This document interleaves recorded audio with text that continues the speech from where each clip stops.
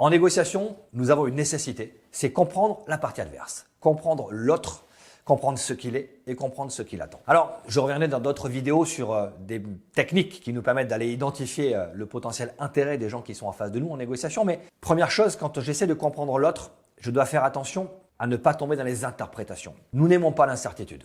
On déteste ça. Notre cerveau déteste l'incertitude et pour masquer l'incertitude, il va interpréter. C'est-à-dire qu'il va attribuer à un fait une vérité qui sera vraie ou qui sera fausse, mais en tout cas qui sera sa vérité. Si je fais ça dans la compréhension de l'autre, je risque de lui coller des modèles, des modes de fonctionnement qui ne sont pas les siens, mais que je vais estimer être plus facile pour moi à appréhender. Donc la première erreur qu'on peut commettre quand on essaie de comprendre l'autre, c'est d'interpréter ses comportements, ses dires avec notre modèle de référence et pas le sien. La seconde erreur qu'on constate pour comprendre l'autre en négociation, c'est l'ethnocentrisme. Je peux être amené à l'évaluer avec ma propre culture. Donc je vais juger par rapport à mes propres codes culturels, mes valeurs et les comportements qui en découlent, le fonctionnement de cette personne. Mais si elle vient d'une culture différente de la mienne, l'ethnocentrisme va me la faire évaluer avec les outils qui ne sont pas les bons. Donc je dois bien faire attention à ne pas me plonger dans ma vision, mon filtre à moi pour comprendre l'autre, mais bien examiner sa propre culture pour voir comment il fonctionne et ce qu'il attend de moi. Une autre erreur que l'on constate souvent, c'est le sentiment de supériorité. Si je demande à 100% de négociateurs, est-ce que vous vous sentez supérieur à la partie adverse? 80% vont me dire oui. 80% se sentent supérieurs aux autres, c'est compliqué d'arriver à un bon résultat. Pourquoi ce sentiment de supériorité? C'est rassurant.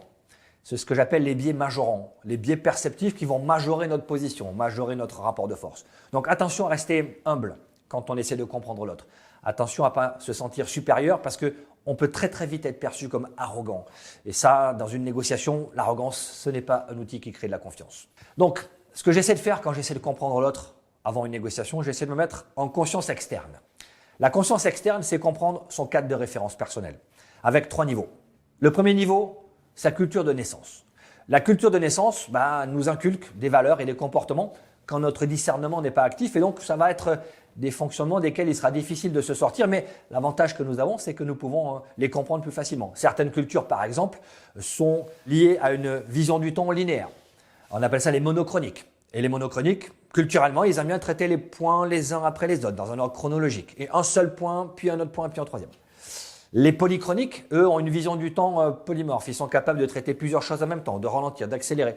On traite le point D avant le point A, le point A après le point Z. C'est pas grave, dès lors qu'on atteint l'objectif. Donc ce critère culturel, il est intéressant. La confiance.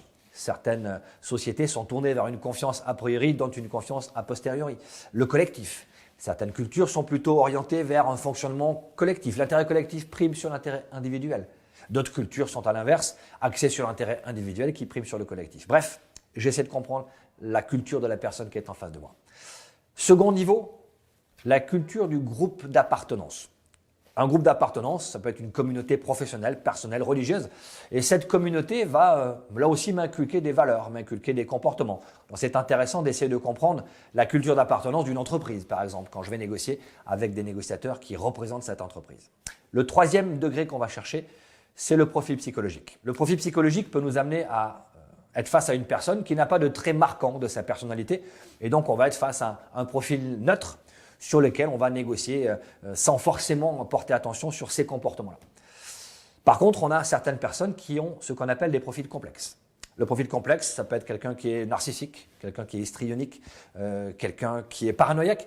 Et ces modes de fonctionnement vont avoir des traits de comportement marqués qui vont impacter la qualité de la relation. Et donc, quand j'essaie de comprendre l'autre, j'essaie de voir si son profil psychologique me permet de faire ressortir des comportements desquels je vais me méfier ou sur lesquels je vais porter une attention particulière pendant la négociation. Donc, comprendre l'autre, ce n'est pas le voir avec notre modèle de référence, mais c'est comprendre son modèle de référence à lui pour s'assurer que je pourrai créer une relation efficace. Et je me pose souvent une question avant de commencer une phase de négociation, avant de commencer un contact. Qu'est-ce que je sais sur lui que lui m'a dit? Tout le reste, c'est potentiellement de l'interprétation. C'est peut-être vrai, mais c'est peut-être faux. Donc, ce que je considère comme étant une vérité, c'est ce que j'obtiens dans la discussion, dans les échanges, en observant la personne, en regardant ses canaux de la communication, son verbal, son paraverbal, son non-verbal, pour arriver à déterminer quel est son mode de fonctionnement et comment je peux le faire rentrer avec moi dans une logique de négociation.